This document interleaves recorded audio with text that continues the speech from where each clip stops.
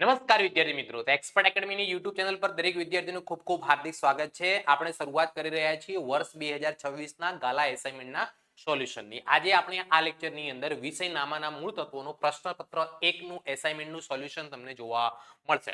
જે પણ વિદ્યાર્થી મિત્રો હજુ સુધી the expert academy YouTube channel subscribe ન કરી હોય તો સબસ્ક્રાઇબ કરી દો, લાઈક કરી દો અને તમારા મિત્રો સુધી શેર કરવાનું બિલકુલ ભૂલતા નહીં. બીજી વસ્તુ પણ તમને જણાવી દઉં છું, સાથે સાથે તમે ધોરણ 12 ના ઓનલાઈન ટ્યુશનની અંદર પણ જોડાઈ શકો છો. નામાના મૂળ તત્વો અને આંકડાશાસ્ત્રનો સંપૂર્ણ સિલેબસ તમને ધ એક્સપર્ટ એકેડમીની એપ્લિકેશન ઉપરથી મળી જશે.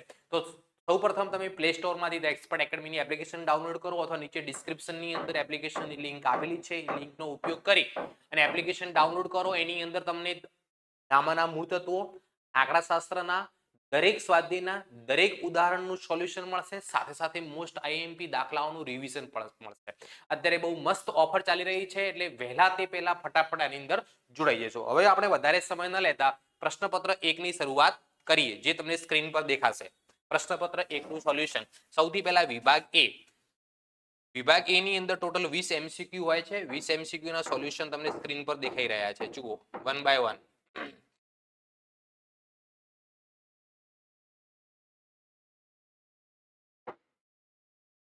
જોઈ શકો છો 20 એમસીક્યુ. પછી શરૂઆત થઈ રહી છે આપણા વિભાગ બી ની. તો વિભાગ બી ની અંદર 10 પ્રશ્નો હોય છે, એ એક એક ગુણના જવાબ લખવાના હોય છે. 21, 22, 23, 24, 25મા પ્રશ્નનો જવાબ પણ તમને સ્ક્રીન પર દેખાય છે. પછી 26મો, 27, 28, 29 તમે સ્ટોપ કરી અને લખી શકો છો, લખવું હોય તો. 30મો. પછી વાત કરીએ વિભાગ સી ની અંદર. વિભાગ સી ની અંદર દાખલાઓ પૂછાતા હોય છે અને સાથે થિયરી પણ હોઈ શકે છે. વિભાગ સી 12 ગુણનું પૂછાતું હોય છે. દરેક દાખલાના 3 ગુણ હોય છે. 4 પ્રશ્નો એટેન્ડ કરવાના હોય છે. 31, 32, 33મો પ્રશ્ન વિસર્જન ચેપ્ટરનો હોય છે. 34મા પ્રશ્નમાં પણ વિસર્જન ચેપ્ટરનું જ હોય છે.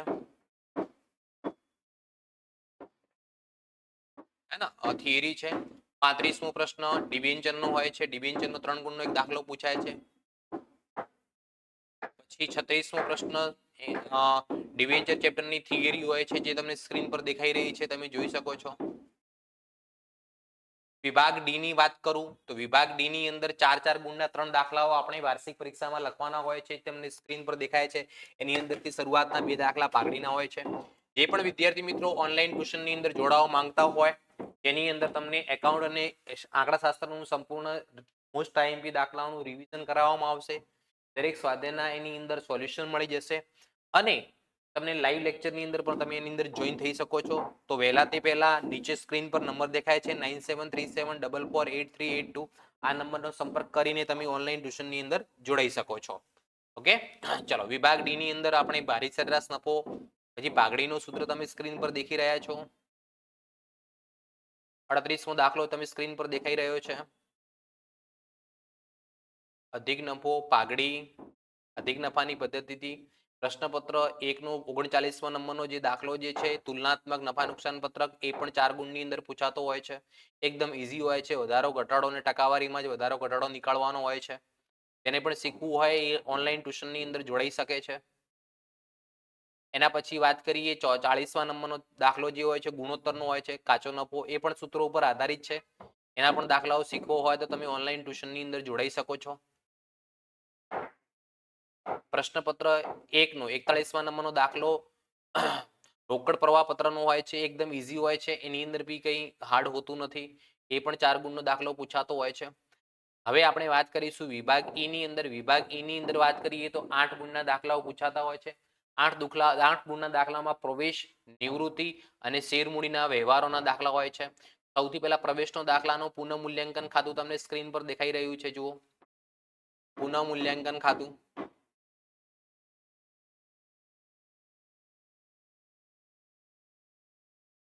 ચલો, પછી ભાગીદારોના મૂડી ખાતા, રોકડ અથવા બેંક ખાતું અને પાકું સરવૈયું.